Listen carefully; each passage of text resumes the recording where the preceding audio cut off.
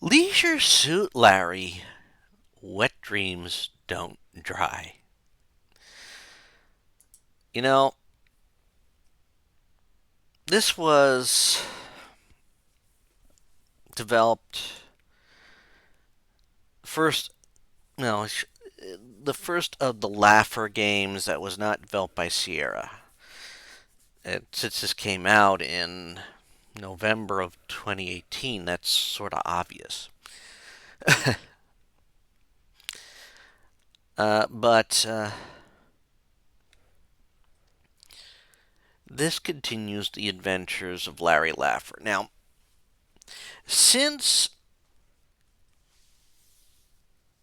Love for Sale ended with a cliffhanger that was supposed to be Larry going into space, obviously he had to find a way to, bring it round to now. I still keep up with what makes the adventure so humorous, i.e., Larry being drastically out of touch with the dating scene. And so, the game opens wonderfully, if I don't mind me asking, with Larry sort of leaving what must be some sort of underground lab, which, if you remember, one of the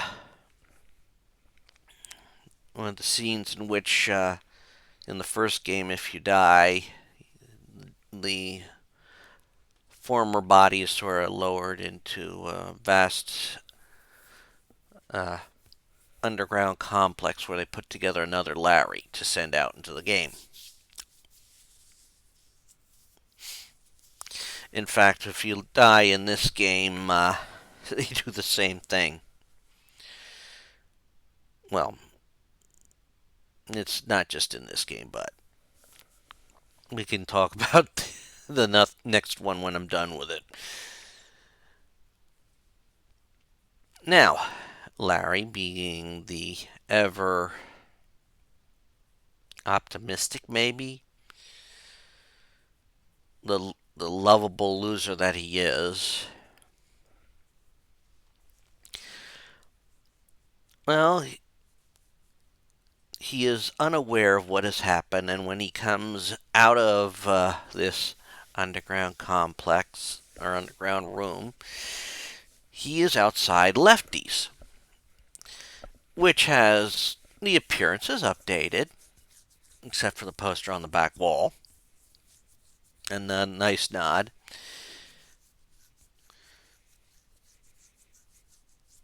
And we find out from Lefty, who's surprised to see Larry, that Larry's been gone for 30 some years.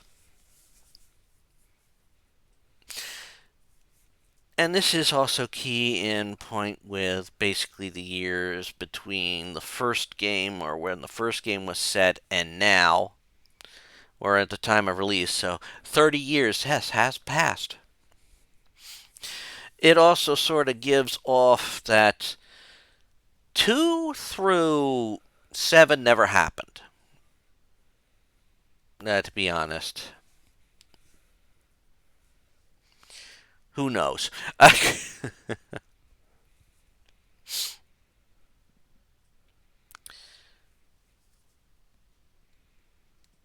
And much has changed except for Larry's. Even Larry has changed, although compared to what we last saw of Larry, he was he was no, he's thinner than what he was. He's also a bit taller than, well, than his cartoonish look. So Larry is also clueless onto the technology of the time.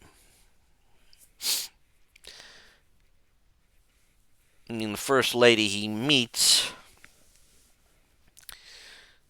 could fall under influencer as she tries the barbarian brew that Larry now makes.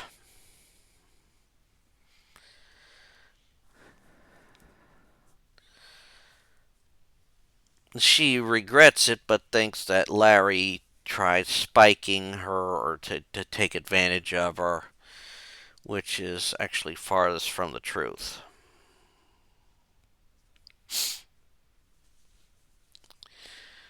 Of course, she's also the first person Larry tries to interact with. You also get a feel for how things are set up. I mean, this game is going to rely heavily on the modern day technology as your focal point for Larry. Now, as he's doing this part, he finds in it, in Lefties, something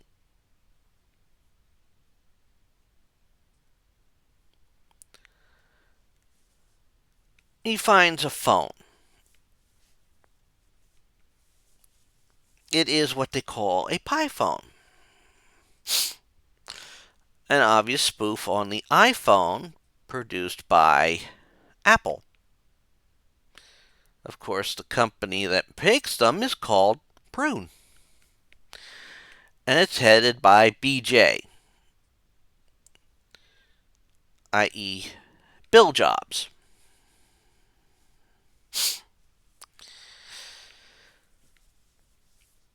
Now, of course, Larry is taking the phone back to its owner,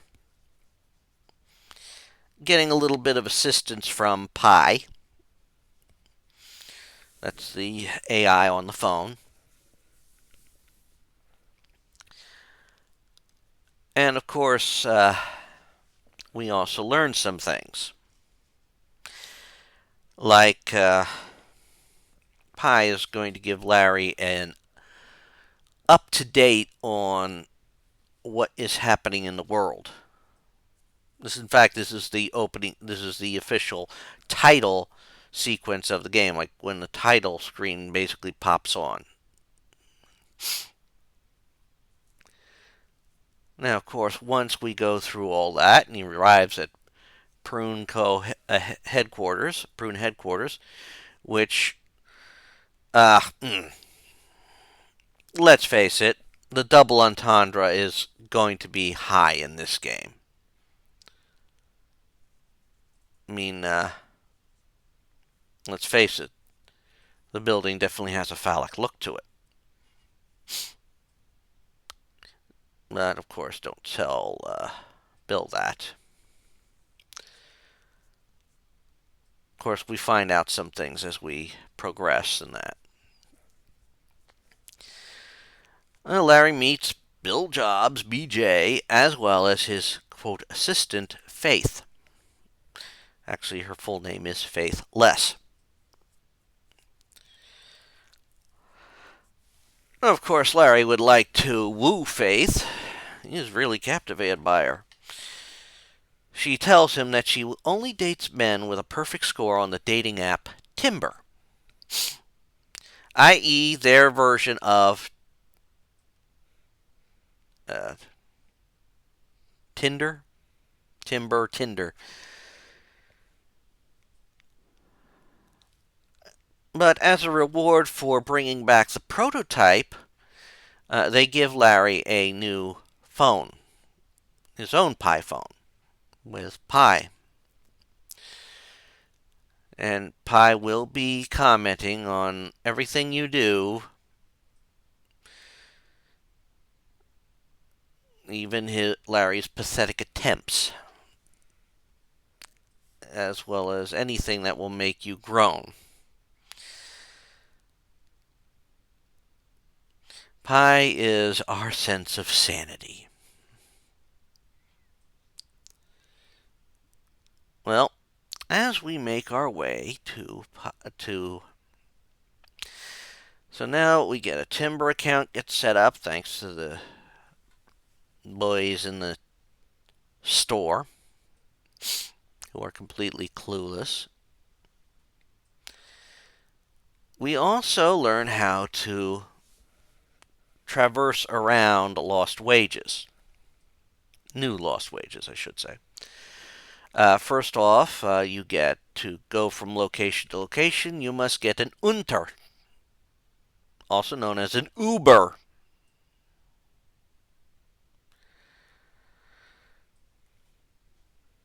We also have our Tinder app set up so we can, meet people using the various profiles. In fact, you will find a total of 6 people. You'll also see others that pop up for other characters that you'll see in the game. Larry will unfortunately keep running into Becky, the girl he met in the beginning, who definitely not someone I'd want to spend time with, to be honest. But you also meet others who sort of help you set things up so you can be a little bit more stable in this new era. I mean, your first little people to meet is, I think, Gemma or Lemma.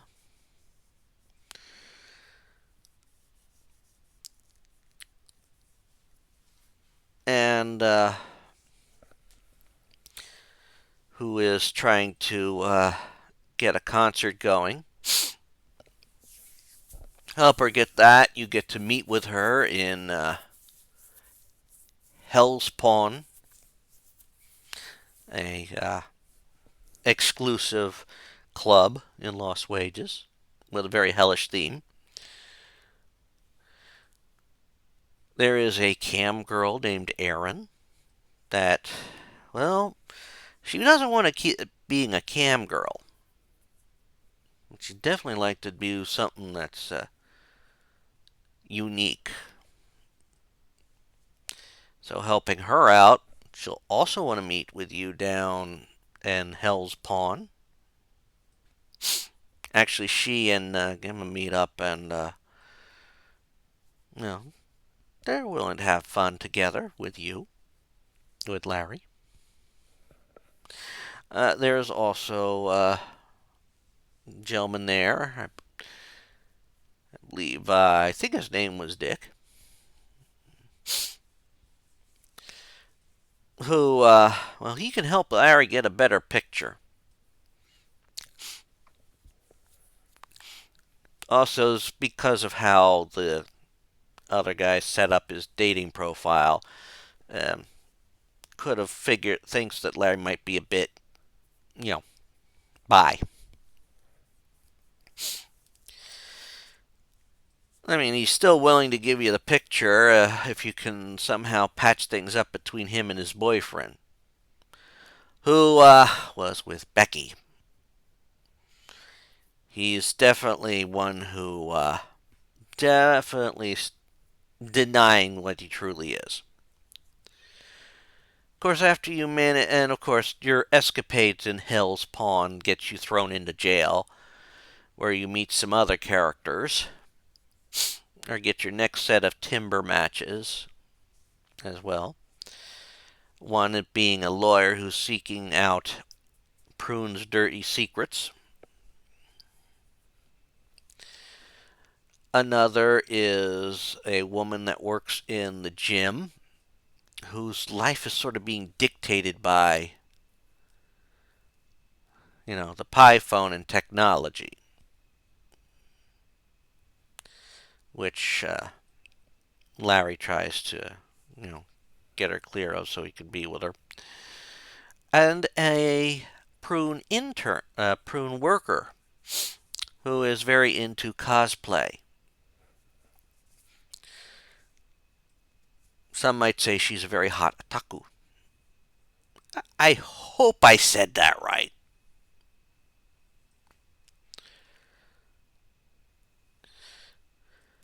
Now, of course, through all this, the second round, Larry ends up getting in, meeting the advanced pie phone,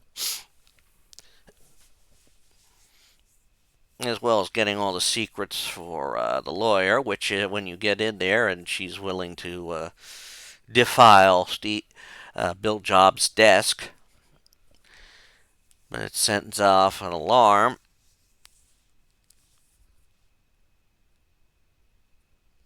which causes, I think, Faith to come in.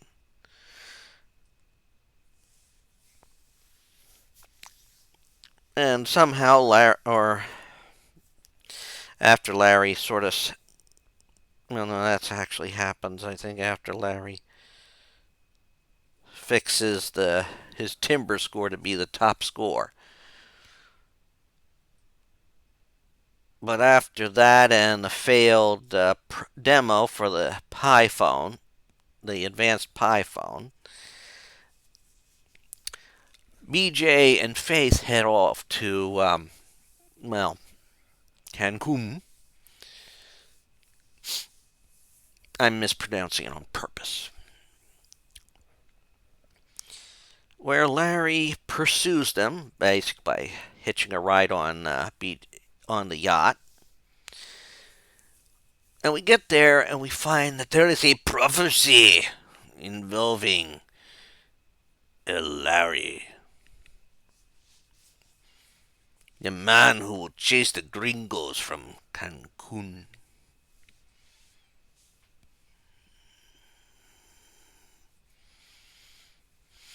Yeah.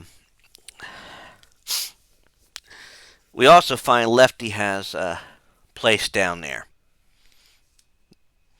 They let Lefty stay there because even though they know he's a gringo, they have fun making believe he isn't. And they consider him harmless. Compared to the villa that BJ and Faith seem to have. So, we go there.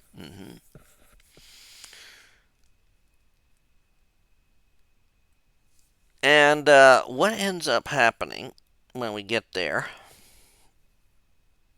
First, Larry has a vision. Where he's trying to rescue Faith. Of course, it doesn't work out, as it's not even the truth. But it gives you a good hint on how to progress in the game. Of course, when you're out of the vision and you do progress, you actually learn some interesting little details. Like, Bill isn't the one in charge. Faith is. Bill is just a figurehead.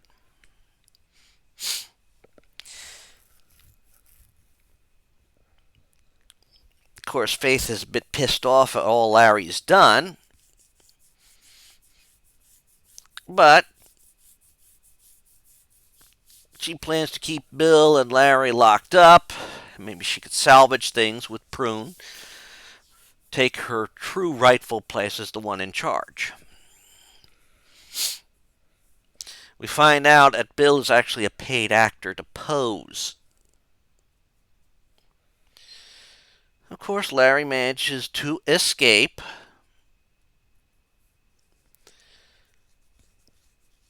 And managed to talk some sense into Faith. Including part of the interaction is that he inadvertently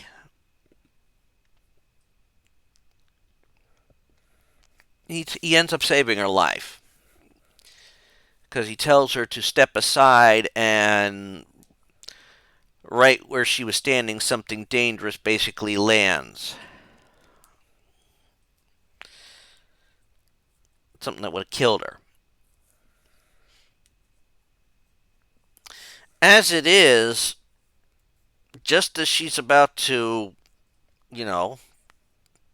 accept Larry as, well, definitely a guy to be with, something falls from the sky,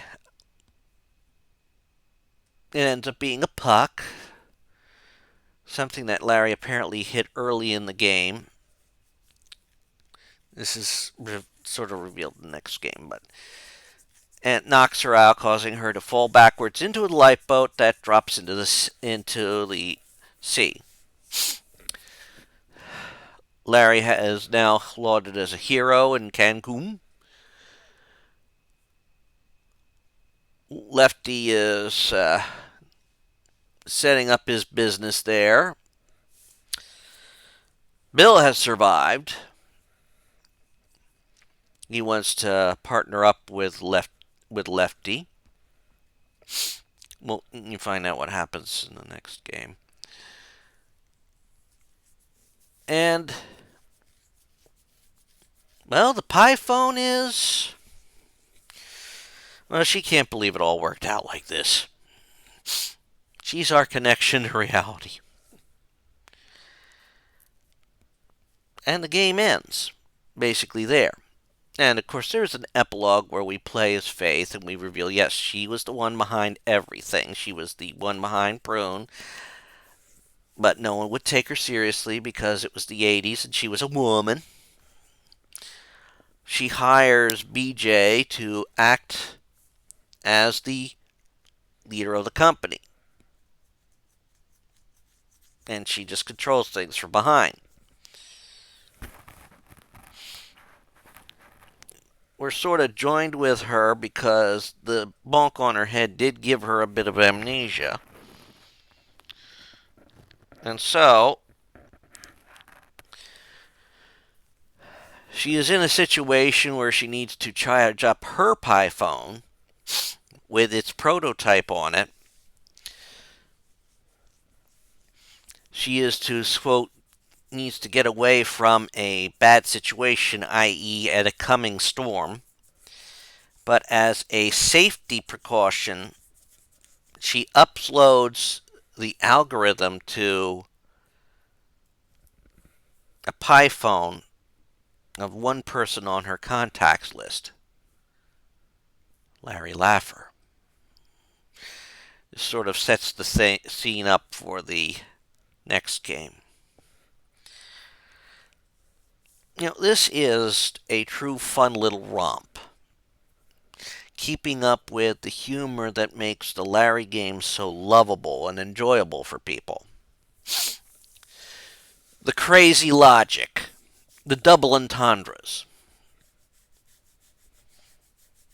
I mean, let's face it, if you look at the Peach logo, it's very suggestive. No, the Prune logo, it's very suggestive. You have a sex toy shop in Lost Wages, which, because business hasn't been great, has forced the owner of it to open up a disgraceful side business of a mini mart. It pokes fun at all these apps that are on the phone. I mean, to travel from one place to another, it's Unter.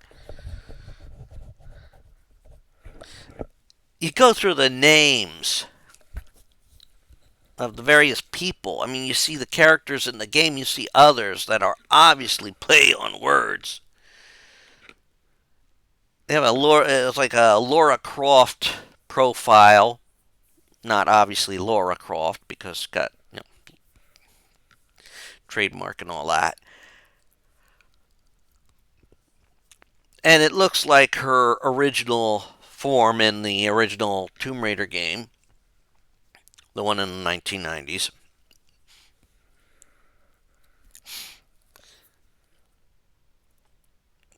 You have some of the crazy moon logic.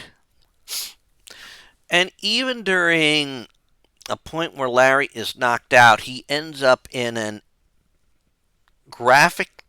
world in the original Larry graphics.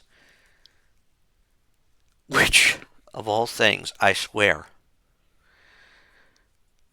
as you get out of the bathroom in Lefty's in the past, in this digital, you end up being in the Oval Office with at the time president, Trump. And oh my God, it's cringe and it's funny.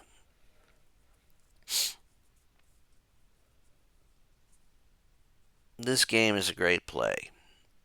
And I don't care if you're one of these idiots that thinks they shouldn't play it because it's woke, because Larry is listed as bisexual. This is a game that follows the Larry tradition of keeping it humorous.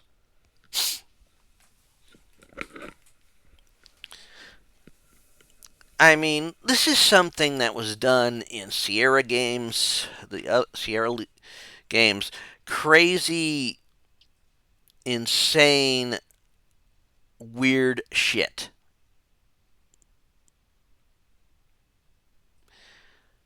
But it's what makes the games so fun. It's what made these games lovable, and the team at Crazy Horse and Crazy Bunch and publishers Assemble, they knew what they were doing with this one. It keeps the humor that makes the game great. It keeps the humor that makes the series fun. And of course, it keeps the outlandish situations,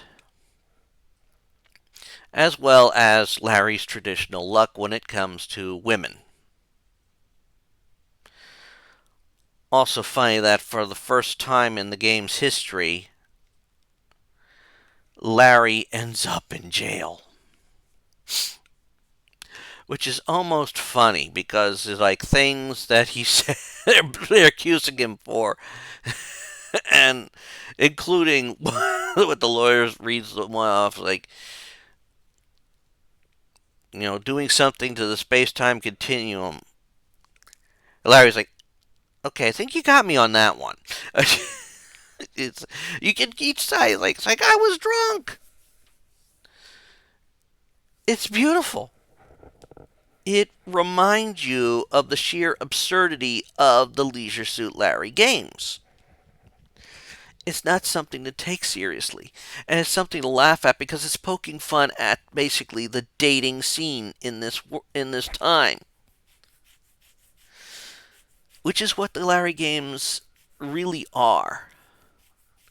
Poking fun at the dating lifestyle.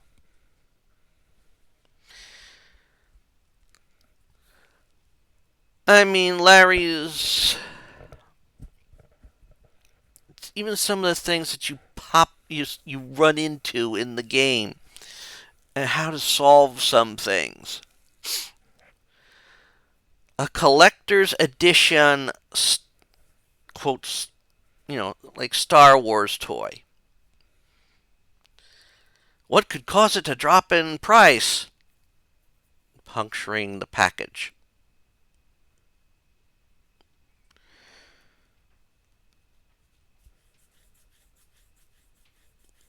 What could improve the game? Or you know, what would an otaku want? A collector's edition game where you find it, hey, in those labs that you have managed to avoid. This is what makes the game great. The absurdity of how to solve these puzzles.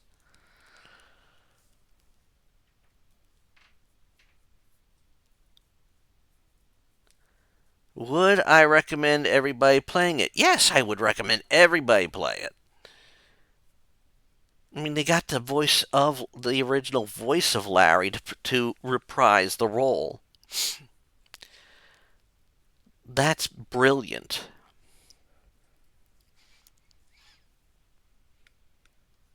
It's really what helps this game. And this is all I'm going to say on it. As I said, but of course, there's also one more thing. Give it an ending song. And that's a laugh too. But yes, get this game, play this game, enjoy this game. That's what these games are for. And when we come to the next Larry game, well, I'll get to talking about that too, because already I'm seeing some of the fun in that one too. But until then, this is Rich Kale here on YouTube, Rich Gen X elsewhere. Bye!